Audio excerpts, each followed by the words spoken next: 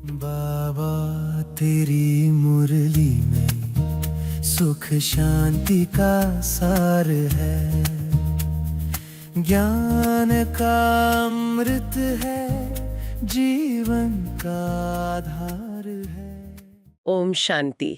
प्यारे रूहानी भाई बहनों, आज 27 अप्रैल 2026 की मधुर मुरली के मंथन में आपका बहुत बहुत स्वागत है। ओम शांति।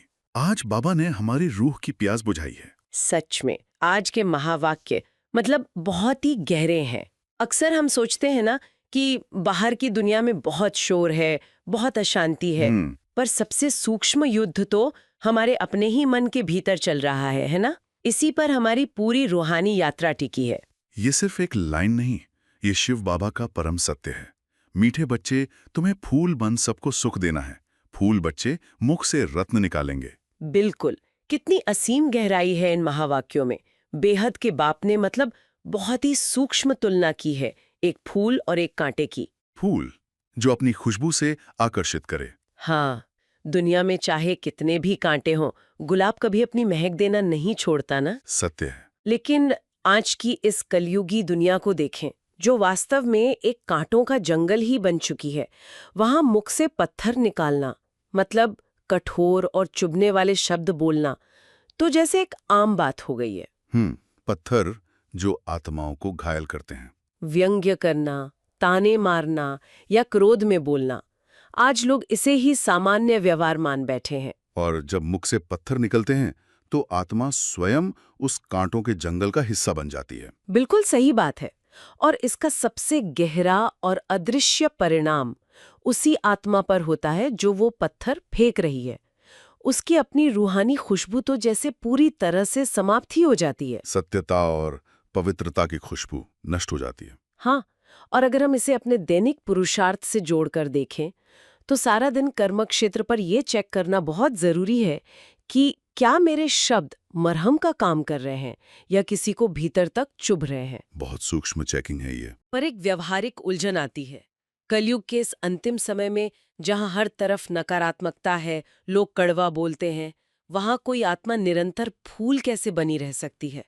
दूसरों के कांटे चुभते हैं तो प्रतिक्रिया में पत्थर निकल ही जाते हैं ना। बाबा ने आज प्रश्न भी कितना गहरा पूछा है। फूल बनने वाले बच्चों प्रति भगवान की कौन सी ऐसी शिक्षा है जिससे वो सदा खुशबूदार बना रहे? हे मेरे फूल बच्चे, तुम अपने अंदर देखो कि मेरे अंदर कोई आसुरी अवगुण रूपी कांटा तो नहीं है। अगर अंदर कोई कांटा हो तो जैसे दूसरे के अवगुण से नफरत आती है, वैसे अपने आसुरी अवगुण से नफरत करो तो कांटा निकल जाएगा। अपने को देखते रहो, मनसा वाचा कर्मना, ऐसा कोई विकर्म तो नहीं होता है जिसका दंड भोगना पड़े। कितनी अलौकिक युक्ति है, अपने ही अवगुणों से नफरत। सच में ये सामान्य मानवीय सोच से बिल्कुल विपरीत है। इंसानी फितरत तो हमेशा दूसरों के अवगुण देखने की होती है ना। बहुत सहजता से दूसरों की कमियां दिखती हैं कि वो ऐसा क्यों है, उसने ऐसा क्यों किया। लेकिन शिव बाबा ने इस नकारात्मक ऊर्जा को मोड़कर एक बहुत ही शक्तिशाली आध्यात्मिक अस्त्र बना दिया है। दूसरों से नहीं, अपने भीतर बैठे आसुरी अवगुणों से घृणा। हाँ, क्योंकि बाबा मनुष्य की इस गहरी वृत्ति को समझते हैं। जब तक हमें किसी चीज से नफरत नहीं होती ना, वैराग्य नहीं आता, तब तक हम उसे छोड़ ही नहीं सकते। जड़ से उखाड़ना। बिल्कुल। जब कोई अपने ही भीतर के क्रोध, ईर्ष्या या अभिमान रूपी कांटे को देखकर उससे घृणा करने लगता है कि मेरे भीतर ये आसुरी स्वभाव क्यों है, तो वो कांटा आसानी से निकल जाता है। और अगर ये युक्ति ना अपनाएं तो दंड भोगना पड़े। हाँ, बाबा ने बहुत कड़े शब्द का प्रयोग किया है, दंड भोगना पड़े। दूसरों की कमियों का चिंतन करने से आत्मा के भीतर कांटे ही बढ़ते हैं। माया का सबसे बड़ा धोखा। सही कहा। हम सोचते हैं हम सही हैं और दूसरा गलत, और इस धोखे में मनसा, वाचा और कर्मणा में ऐसे सूक्ष्म विकर्म हो जाते हैं जिनका भविष्य में कड़ा दंड भोगना पड़ता है। यह दंड अपनी ही उच्च स्थिति से गिर जाना है। बिल्कुल, अपनी ईश्वरीय खुशी, वो अतीन्द्रिय सुख और शांति खो देना। एक ब्राह्मण आत्मा के लिए इससे बड़ी सजा और क्या होगी। आत्मनिरीक्षण ही आत्मा को सच्चा गुलाब बनाता है। जब बाबा इंद्र सभा और त्रिया चरित्र के बारे में कहते हैं तो महसूस होता है कि वो हमें कितना प्यार करते हैं। हाँ, बहुत प्यार। बाबा के ये महावाक्य एक बहुत गहरे आध्यात्मिक दर्शन की ओर ले जाते हैं। आज इस दुनिया की स्थिति को देखें तो बाबा ने इसे विषय सागर कहा है, कांटों का जंगल, जहां मनुष्य देखने में तो मनुष्य हैं, लेकिन विकारों के वशीभूत होकर जानवरों की तरह लड़ झगड़ रहे हैं। विष का सागर जिसमें आत्माएं गोते खा रही हैं। लेकिन शिव बाबा जो सच्चे बागवान हैं, वो इस कांटेदार जंगल में आए हैं हमें सत्युग के लायक बनाने, जिसे बाबा अल्लाह का बगीचा या गार्डन ऑफ अल्लाह कहते हैं। और उस पारलौकिक बगीचे में कांटों का प्रवेश वर्जित है। वर्जित है। वहां जाने के लिए हमें अभी इसी संगम युग पर अपने भीतर के हर कांटे को समाप्त करना ही होगा। पर कई बार लगता है कि अभी तो बहुत समय है। हाँ, धीरे धीरे बदल जाएंगे। नहीं, समय नहीं है। हाँ, ये कांटों का जंगल हमेशा नहीं रहने वाला।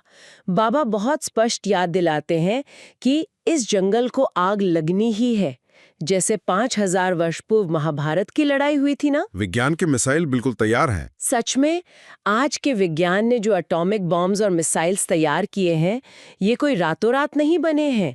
ये विज्ञान की तरक्की वास्तव में उस महान विनाश की तैयारी है जो इस जंगल को साफ करेगी।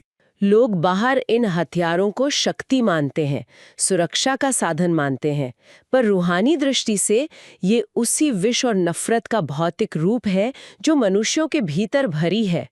सिर्फ 2 बम गिरने से ही लाखों लोग खत्म हो जाते हैं। अंत में यही आग लगनी है। इसलिए विनाश बिल्कुल सामने खड़ा है और हमारी संपूर्ण पवित्र बनने की प्रक्रिया बहुत बहुत तेज होनी चाहिए। और इंद्र सभा के नियम अत्यंत कड़े हैं। हाँ, जब हमें नई दुनिया का मालिक बनना है तो बाबा की इस रूहानी इंद्र सभा में कोई भी गंदा या अपवित्र मनुष्य बैठ ही नहीं सकता। ब्राह्मणी पर भी बहुत बड़ी जिम्मेदारी है। बिल्कुल, जो मार्गदर्शक है, जो आत्माओं को ज्ञान देकर बाबा के करीब ले आती है, उस पर इतना बड़ा बोझ आता है। यदि कोई अपवित्र या विकार में फंसी आत्मा इस पवित्र सभा में आकर बैठ जाए तो उसका दंड ब्राह्मणी पर भी पड़ता है। वाइब्रेशंस का विज्ञान बहुत सूक्ष्म है। हाँ, जब आत्माएं इंद्र सभा में शिव बाबा की याद में बैठती हैं ना, तो वहां एक बहुत ही शक्तिशाली और पवित्र वायुमंडल तैयार होता है। एक अलग ही वाइब्रेशन होता है। और अगर अंदर गंदगी हो तो उसके दूषित प्रकंपन पूरी सभा की रूहानी फ्रीक्वेंसी को नीचे ले आते हैं। वो अन्य तपस्वी आत्माओं की एकाग्रता को खंडित कर देती है। यह कड़ा आत्मनिरीक्षण है। क्या मैं स्वच्छ फूल बन चुकी हूँ? यही तो देखना है कि भीतर कोई गंदगी तो नहीं छिपी। पवित्रता ही इंद्र सभा का पास है। और इसी संपूर्ण पवित्रता को बचाए रखने के लिए, विशेषकर जो आत्माएं घर गृहस्थ में हैं, उनके लिए बाबा ने एक बहुत अचूक युक्ति दी है। माताओं का त्रिया चरित्र। हाँ, दुनिया में तो त्रिया चरित्र को एक नकारात्मक शब्द मानते हैं। लौकिक चतुराई या छल कपट माना जाता है। लोग इसका बहुत गलत अर्थ निकालते हैं। लेकिन बेहद के बाप ने इसे पवित्रता का रक्षक बताया। बिल्कुल, घर गृहस्थ में जहां लौकिक संबंध मोह और काम विकार की ओर खींचते हैं, वहां कमल फूल के समान पवित्र रहना आसान नहीं है। काम विकार सबसे बड़ा महाशत्रु। और इस महाशत्रु से बचने के लिए माताओं को जो ईश्वरीय युक्ति अपनानी पड़ती है, जो अलौकिक चतुराई इस्तेमाल करनी पड़ती है, उसे ही बाबा ने रूहानी त्रिया चरित्र कहा है। ये कोई धोखा नहीं, बुद्धिमानी है। अरे इतने प्रेम और सेवा भाव से करना कि किसी को क्रोध करने का अवसर ही ना मिले। पर पवित्रता के नियम पर अडिग रहना। हाँ, बहुत ही युक्ति से, ज्ञान के आधार पर, बिना लड़े झगड़े खुद को उस विकार से अलग कर लेना। ये ज्ञान की वो ढाल है जहां आत्मा लौकिक जिम्मेदारियां निभाते हुए भी अलौकिक स्थिति में रहती है। और इसके लिए बहुत सहनशीलता चाहिए। बिल्कुल, विश्व का मालिक बनने के लिए, इतनी बड़ी बादशाही प्राप्त करने के लिए, अगर गृहस्थ में रहते हुए थोड़ा बहुत सहन भी करना पड़े ना, ताने सुनने पड़े या विरोध सहना पड़े, तो कोई बड़ी बात नहीं है। दुनिया वाले तो एक छोटी सी कुर्सी के लिए खून बहाते हैं। हाँ, और यहाँ तो शिव बाबा हमें पूरे विश्व की बादशाही दे रहे हैं, वो भी बिना कोई हथियार उठाए। तो उस महान प्राप्ति के सामने अपनी पवित्रता को युक्ति से बचाना, थोड़ा सा सहन करना, यही तो सच्चा पुरुषार्थ है। जो आत्मा इन कांटों के बीच खुद की रक्षा करती है, वही अंत में इंद्र सभा की शोभा बढ़ाती है। मीठे मीठे सिकिलदे बच्चों प्रति माता पिता, बाप दादा का याद प्यार और गुड मॉर्निंग। रूहानी बाप की रूहानी बच्चों को नमस्ते। दिल भर आया बाबा। इसी प्यार की शक्ति से अब चलते हैं धारणा की ओर। ज्ञान तो सुना, लेकिन बाबा कहते हैं धारणा ही असल पुरुषार्थ है। हम्म। सोचकर देखिए कि एक बहुत ही आम सा दिन है। ऑफिस का लंच ब्रेक चल रहा है और कुछ कलीग्स बैठे हैं और किसी तीसरे इंसान की या फिर मैनेजमेंट की बहुत तीखी निंदा कर रहे हैं, हाँ बिल्कुल, ऐसा बहुत आम है आजकल। है ना? और वहां कोई पॉजिटिव बात नहीं हो रही। अब मजे की बात यह है कि भले ही हम उस चर्चा में हिस्सा ना लें, बस वहां बैठे रहें, तो भी जब वो ब्रेक खत्म होता है, एक अजीब सी मानसिक थकान लगती है, ऊर्जा का स्तर एकदम गिर जाता है। एकदम सही कह रहे हैं। हम अक्सर इन छोटी छोटी बातों को नजरअंदाज कर देते हैं, सोचते हैं कि सिर्फ सुनने से क्या ही नुकसान हो जाएगा। बिल्कुल। और आज के इस गहरे मंथन में हम शिव बाबा की श्रीमत की इन्हीं व्यावहारिक गहराइयों में उतरने वाले हैं। हमारा उद्देश्य बाबा के महावाक्यों के उस गहरे विज्ञान को समझना है जो हमें साधारण इंसान से देवता बनाता है। बाबा ने आज हमें बहुत गहरी विधि सिखाई है। धारणा के लिए मुख्य सार में पहली बात इसी रोजमर्रा की चुनौती से जुड़ी है। आज बाबा ने कहा कि माया की ग्रहचारी से बचने के लिए मुख से सदैव ज्ञान रत्न निकालने हैं और संग दोष से अपनी संभाल रखनी है। संग दोष से संभाल मतलब ये सिर्फ कोई आध्यात्मिक नियम नहीं है, बल्कि अपनी ऊर्जा को बचाने का एक बहुत ही साइंटिफिक तरीका है। हाँ बिल्कुल। अगर हम इसे मनोवैज्ञानिक नजरिए से देखें तो हमारा मस्तिष्क अपने आसपास के माहौल को कॉपी करता है। अच्छा, जैसे कॉग्निटिव लोड कहते हैं। हाँ, या फिर इमोशनल कंटेजियन। जब हम उस गॉसिप के बीच खड़े होते हैं तो ना चाहते हुए भी हमारी बुद्धि उस कचरे को ग्रहण करने लगती है और माया की ग्रहचारी ऐसे ही सूक्ष्म रूप में काम करती है। लेकिन इसमें एक प्रैक्टिकल उलझन है। मतलब अगर हम काम की जगह पर लोगों से एकदम कट जाएंगे या वहां से उठ के चले जाएंगे, तो क्या लोग ये नहीं सोचेंगे कि ये बड़ा अहंकारी है या एंटी सोशल है? बिना टीम से अलग थलग पड़े हम अपनी ऊर्जा को कैसे बचाएं? ये बहुत ही सटीक सवाल है। देखिए, अपनी ऊर्जा बचाने का मतलब भौतिक रूप से भागना नहीं है। इसका मतलब है अपनी मानसिक सीमाएं तय करना। जब हम वहां मौजूद होते हैं तो बाबा की श्रीमत हमें 2 स्पष्ट विकल्प देती हैं। और वो क्या है? पहला है ज्ञान रत्नों का प्रयोग। ऊर्जा के नियम के अनुसार नकारात्मकता एक बहुत ही कमजोर फ्रीक्वेंसी है। जब कोई निंदा कर रहा हो तो हम बहुत ही सहजता से उस व्यक्ति की कोई एक अच्छी विशेषता बताकर बातचीत का रुख मोड़ सकते हैं। मतलब हम उस अंधेरे को प्रकाश से काट रहे हैं। बिल्कुल। लेकिन हर बार ये संभव नहीं होता है ना। कई बार माहौल इतना उग्र होता है कि वहां कोई ज्ञान का रत्न स्वीकार ही नहीं करता, उल्टे बात करने वाले और चिढ़ जाते हैं। तब दूसरा विकल्प क्या है? तब दूसरा विकल्प है शांतिपूर्ण वापसी, यानी किनारे हो जाना। और इसे अहंकारी तरीके से करने की जरूरत नहीं है। किसी काम का बहाना लेकर या बस शांति से बिना कोई रिएक्शन दिए वहां से खिसक जाना ही समझदारी है। हाँ, क्योंकि अगर हम वहां खड़े रहकर सिर्फ मूक दर्शक भी बने रहते हैं तो हमारी चुप्पी को हमारी सहमति मान लिया जाता है। एकदम सही। और फिर वो संगदोष हमारे अंदर घर कर जाता है। अपनी आंतरिक स्थिति को बचाना दुनिया की राय से कहीं ज्यादा जरूरी है। ये बात बहुत स्पष्ट करती है कि बाहरी कचरे को अंदर आने से कैसे रोकें। लेकिन जब बाहरी कचरा रुक जाए तो हमें अंदर की सफाई पर काम करना होता है। बिल्कुल। और इसी से धारणा का दूसरा बिंदु जुड़ता है। इसमें स्पष्ट किया गया है कि खुशबूदार फूल बनने के लिए अवगुणों को निकालते जाना है, श्रीमत पर बहुत बहुत नम्र बनना है, काम महाशत्रु से कभी भी हार नहीं खानी है और युक्ति से स्वयं को बचाना है। आंतरिक सफाई मतलब यही प्रक्रिया हमें खुशबूदार फूल बनाती है। और फूल तो अपनी खुशबू का प्रचार नहीं करता ना, वो बस अपने स्वभाव में रहता है और महक अपने आप फैलती है। हाँ, और ये महक हमारे दैवीय गुणों की है। इन गुणों में नम्रता को सबसे बड़ा आधार बताया गया है। लेकिन नम्रता के विषय पर मुझे एक बात हमेशा खटकती है। मतलब अगर हम इसे घरेलू जीवन में देखें तो नम्रता को अक्सर कमजोरी मान लिया जाता है। परिवार में जब वैचारिक टकराव होता है, अहंकार आपस में टकराते हैं कि मैं सही हूं और तुम गलत, तो वहां श्रीमत पर नम्रता कैसे काम करेगी? हाँ, ये सवाल बहुत लोग पूछते हैं। अगर हम हर बार झुक जाएंगे तो क्या लोग हमारा फायदा नहीं उठाएंगे? देखिए, ये दुनिया का नजरिया है कि झुकना कमजोरी है। इसे एक अलग तरीके से समझते हैं।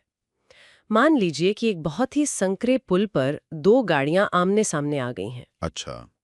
दोनों ड्राइवर अहंकार में हैं और पीछे हटने को तैयार नहीं है। तो परिणाम क्या होगा? दोनों वहीं फंसे रहेंगे, ट्रैफिक जाम हो जाएगा। बिल्कुल। अब उनमें से एक ड्राइवर समझदारी दिखाता है, वो देखता है कि बहस करने से कुछ हासिल नहीं होगा, इसलिए वो अपनी गाड़ी पीछे लेकर दूसरे को रास्ता दे देता है। अब यहाँ सोचने वाली बात है, जो पीछे हटा, क्या वो कमजोर था? नहीं, बल्कि उसके पास स्थिति को समझने का एक बड़ा नजरिया था। एकदम सही। नम्रता का अर्थ हार मानना नहीं है, बल्कि स्थिति को सुलझाने की जिम्मेदारी लेना है। और ये जिम्मेदारी तब आती है जब हमें अपनी असली पहचान याद रहती है कि मैं एक देवात्मा हूँ। क्या बात है, देवात्माओं का काम बहस करना या खुद को सही साबित करना नहीं है। हाँ, जब हम नम्र होते हैं तो हम सामने वाले के अहंकार से नहीं टकराते, बल्कि अपनी शांत ऊर्जा से उस टकराव को ही खत्म कर देते हैं। और इसी धारणा में एक और गहरी बात है, काम विकार रूपी महाशत्रु से हार न खाना और युक्ति से काम लेना। इसी युक्ति वाले हिस्से पर थोड़ी और बात करते हैं, क्योंकि अक्सर लोग काम विकार या गुस्से से सीधे लड़ने की कोशिश करते हैं। वो सोचते हैं कि मुझे गुस्सा नहीं करना है या मुझे इन आकर्षणों में नहीं फंसना है, जो कि सबसे बड़ी गलती है। हाँ, क्योंकि मनोविज्ञान भी कहता है कि हम जिस विचार का जितना विरोध करते हैं वो उतना ही हावी हो जाता है। तो श्रीमत के अनुसार ये युक्ति आखिर काम कैसे करती है? सीधे लड़ना तो कीचड़ में कुश्ती लड़ने जैसा है। हम खुद भी गंदे होंगे और ऊर्जा भी नष्ट होगी। युक्ति का अर्थ है ध्यान के प्रवाह को मोड़ देना, मतलब फ्लो ऑफ अटेंशन को शिफ्ट करना। हाँ, हमारा मस्तिष्क एक समय में दो विपरीत विचारों पर फोकस नहीं कर सकता। अगर कोई नदी गलत दिशा में बह रही है तो हम वहां दीवार बनाकर उसे रोक नहीं सकते, पानी का दबाव दीवार तोड़ देगा। तो युक्ति क्या है? उस नदी के लिए एक नया रास्ता खोद देना। बिल्कुल, अपनी बुद्धि और ऊर्जा को किसी उच्च कार्य में लगा देना। जब हम खुद को ईश्वरीय सेवा में या ज्ञान के गहरे मनन चिंतन में बिजी कर लेते हैं तो हम उन विकारों से लड़ नहीं रहे होते हैं। हम अपनी ऊर्जा का स्तर इतना ऊपर उठा लेते हैं कि वो निचली फ्रीक्वेंसी के विकार हम तक पहुंच ही नहीं पाते। हाँ, वो भूखे मर जाते हैं क्योंकि उन्हें हमारा ध्यान रूपी भोजन मिलना बंद हो जाता है। ये बहुत पावरफुल है, विकारों को ध्यान का भोजन देना बंद कर देना। और जब हम इन युक्तियों से ऊर्जा बचाते हैं तो हमारे अंदर आध्यात्मिक शक्तियां जमा होने लगती हैं। और यहीं पर आज का वरदान एक बहुत बड़ी चेतावनी और दिशा लेकर आता है। शक्तियों को करामत के बजाय कर्तव्य समझकर प्रयोग करने वाले पूजन व गायन योग्य भाव। ये सिर्फ वरदान नहीं, ये बाबा की दी हुई जिम्मेदारी है। बिल्कुल, जब आत्मा योग और धारणा से शक्तिशाली बनती है तो उसमें संकल्प शक्ति, सहनशीलता और परखने की शक्ति आ जाती है। दुनिया में ऐसे कई लोग हैं जो रिद्धि सिद्धि का प्रयोग करके चमत्कार दिखाते हैं। उनका मुख्य उद्देश्य तो अपनी महिमा करवाना होता है ना? हाँ, वे चाहते हैं कि लोग उन्हें महान माने, लेकिन बाबा की श्रीमत पर चलने वालों के लिए ये एक बहुत बड़ा जाल बन सकता है। बाप दादा ने इससे बचने का बहुत स्पष्ट इशारा दिया है। इस जाल को हम रोजमर्रा के जीवन में कैसे पहचानें? मतलब एक प्रैक्टिकल सीन लेते हैं। मान लीजिए ऑफिस में दो लोगों के बीच बहुत बड़ा विवाद हो रहा है, स्थिति बेकाबू है। अच्छा। और हम वहां पहुंचते हैं और अपनी शांति की शक्ति से, अपनी स्थिर अवस्था से उस पूरे माहौल को शांत कर देते हैं। हर कोई हैरान है। इसके बाद लोग हमारी तारीफ करते हैं कि अरे, आपके आते ही सब शांत हो गया। अब इंसान होने के नाते तारीफ सुनकर अच्छा लगना स्वाभाविक है। तो यहाँ वो सूक्ष्म अहंकार कैसे प्रवेश करता है? वो अहंकार बहुत ही बारीक रूप में आता है। जब लोग प्रशंसा करते हैं तो अंदर ही अंदर ये विचार आना कि ये मैंने किया है या मेरी वजह से ये विवाद सुलझा। मतलब मैंपन आ गया। हाँ, अगर ये मैंपन हमारी सेवा में मिक्स हो गया, हमारी मनमत श्रीमत में मिल गई, तो वो शांति स्थापित करने का कार्य भी एक करामात या चमत्कार दिखाने जैसा हो गया। शक्ति का प्रयोग तो किया, लेकिन भावना अपना नाम करने की हो गई। तो फिर इसका सही तरीका क्या है? इन शक्तियों को कर्तव्य समझकर प्रयोग करने की मानसिकता कैसी होनी चाहिए? कर्तव्य समझने का अर्थ है पूरी तरह से निमित्त भाव में रहना। निमित्त भाव मतलब इंस्ट्रूमेंट कॉन्शियसनेस। जब विवाद शांत होता है और लोग प्रशंसा करते हैं तो अंदर ये पक्का याद रहना चाहिए कि शक्ति मेरी नहीं है, शिव बाबा की है। बाबा ने सिर्फ मेरी कर्मेंद्रियों का प्रयोग करके अपना कर्तव्य पूरा किया है। जैसे एक बांसुरी से बहुत सुंदर संगीत निकलता है, लेकिन बांसुरी ये अभिमान नहीं करती कि संगीत उसका है। वो जानती है कि बजाने वाला कोई और है। बहुत सुंदर उदाहरण है। जब शक्तियों के प्रयोग में कोई स्वार्थ नहीं होता, नाम मान शान की कोई इच्छा नहीं होती, तभी वो शक्ति शुद्ध रहती है और आत्मा को पूजन व गायन योग्य बनाती है। ये बहुत ही गहरा अंतर है। बांसुरी बनना ना कि खुद को संगीतकार मान लेना। ये निमित्त भाव ही हमें हर परिस्थिति में स्थिर रख सकता है, और यही स्थिरता हमें आज के स्लोगन और अव्यक्त इशारे की तरफ ले जाती है। हाँ, जो जीवन की बड़ी हलचलों के समय हमारे बहुत काम आती है। आज का स्लोगन है, किसी भी प्रकार की हलचल में दिल शिकस्त होने के बजाय बड़ी दिल वाले बनो। और इशारा क्या कहता है? अव्यक्त इशारा है, महान बनने के लिए मधुरता और नम्रता का गुण धारण करो। जो सरल चित है वही मधुरता के गुण संपन्न है, वही सदा हर्षित रहते हैं। लेकिन देखिए, जीवन कभी भी एक सीधी रेखा में तो चलता नहीं है। हाँ, वो तो है। कई बार अचानक कोई भयंकर बीमारी आ जाती है, बिजनेस में भारी नुकसान हो जाता है, या कोई अपना धोखा दे देता है। ऐसे समय में जब लगता है कि जमीन खिसक गई है, तो दिल शिकस्त होना यानी निराश होना तो एक बहुत ही नेचुरल मानवीय प्रतिक्रिया है। ऐसे तूफानों के बीच बड़ी दिल कैसे रखी जाए? हम दिल शिकस्त तब होते हैं जब हमारा नजरिया बहुत सीमित होता है। जब कोई बड़ी हलचल आती है तो हम अक्सर क्यों, क्या और कैसे के सवालों में उलझ जाते हैं। मेरे साथ ही ऐसा क्यों हुआ? हाँ, और ये सवाल हमारी सारी ऊर्जा चूस लेते हैं। बड़ी दिल रखने का अर्थ है उस सीमित नजरिए से बाहर निकलना और ड्रामा के विशाल चित्र को देखना। ये वो अटूट विश्वास है कि इस सृष्टि नाटक के हर दृश्य में, चाहे वो कितना भी भयानक क्यों ना लग रहा हो, कोई न कोई कल्याणकारी राज छिपा है। यानी हम परिस्थिति के एक छोटे से हिस्से को देखकर पूरे जीवन का फैसला नहीं कर सकते, और इसी स्वीकार भाव से वो सरलता आती है जिसकी बात अव्यक्त इशारे में की गई है। बिल्कुल, सरल चित्त होना। लेकिन यहाँ भी एक भ्रांति है। लोग सोचते हैं कि सदा हर्षित रहने का मतलब है हर समय चेहरे पर एक बनावटी मुस्कान चिपकाए रखना, भले ही अंदर कितनी भी उथल-पुथल क्यों न मची हो। वो तो केवल एक सामाजिक मुखौटा है, वो कोई आध्यात्मिक हर्षित अवस्था नहीं है। इशारे में बहुत स्पष्ट किया गया है कि जो सरल चित्त हैं वे सदा हर्षित रहते हैं, और इस हर्षित अवस्था का स्रोत बाहरी नहीं है, यह अतीन्द्रिय सुख है। अतीन्द्रिय सुख मतलब वो खुशी जो हमारी भौतिक इंद्रियों या बाहरी परिस्थितियों पर निर्भर नहीं करती। हाँ, जो लोगों की प्रशंसा या सफलता असफलता पर टिकी नहीं होती। इसे अगर हम आज की तकनीक की भाषा में समझें तो अतीन्द्रिय सुख वो इंटरनल बैटरी है जो अंदर से चार्ज होती है, जबकि बाहरी खुशी उन सोलर पैनल्स की तरह है जो धूप के बिना काम ही नहीं करते। क्या बात है, बहुत ही बढ़िया तुलना है। जब हमारी वो इंटरनल बैटरी ज्ञान के सुमिरन से, बाबा की याद से चार्ज होती है, तो आत्मा उस अतीन्द्रिय सुख में झूमने लगती है। और ये सुख इतना शक्तिशाली होता है कि ये अपना एक मैग्नेटिक फील्ड बना लेता है। बिल्कुल, जब कोई इंसान बड़ी से बड़ी हलचल में भी इस अतीन्द्रिय सुख में स्थिर रहता है, तो उसकी वो अवस्था, उसकी वो मधुरता बिना एक शब्द बोले भी लोगों को आकर्षित करती है। यही सबसे महान सेवा है। तो आज बाबा ने हमें मुख से रत्न निकालकर खुशबूदार फूल बनने की स्मृति दिलाई, और अंत में शक्तियों को कर्तव्य समझकर प्रयोग करने का वरदान देकर शक्तिशाली बनाया। ये पूरा मंथन हमें सिखाता है कि आध्यात्मिक जीवन केवल कुछ नियमों का पालन करना नहीं है, बल्कि अपनी ऊर्जा का सही प्रबंधन करना है। एकदम सही। अब समय है इस सारी समझ को, इस पूरे विज्ञान को केवल बुद्धि तक सीमित न रखकर अपनी आत्मा के भीतर उतारने का। हम कुछ पलों के लिए बाहरी दुनिया से अपना ध्यान हटा लेंगे, अपने अंतर जगत में प्रवेश करेंगे और आज की इन गहरी प्राप्तियों को अनुभव करेंगे। अपने पूरे ध्यान को धीरे धीरे समेटकर भ्रिकुटी के मध्य में ले आएं। अनुभव करें, मैं एक अति सूक्ष्म चमकती हुई चैतन्य मणि हूं। महसूस करें, परमधाम से ज्ञान सूर्य शिव बाबा की दिव्य किरणें एक झरने की तरह सीधे मुझ आत्मा पर पड़ रही हैं। ये किरणें असीम शांति और शक्तियों से भरपूर हैं। इन किरणों के प्रकाश में मेरे भीतर का सारा अंधकार, अहंकार और विकार धीरे धीरे भस्म हो रहे हैं। मैं अंदर से पूरी तरह स्वच्छ और निर्मल हो रहा हूँ। मैं एक खुशबूदार फूल बन गया हूँ। मेरी नम्रता और मधुरता की रूहानी खुशबू मेरे चारों ओर एक आभा मंडल बना रही है। बाबा की सर्व शक्तियाँ मुझ में समा रही हैं, लेकिन ये शक्तियाँ मेरी महिमा के लिए नहीं हैं।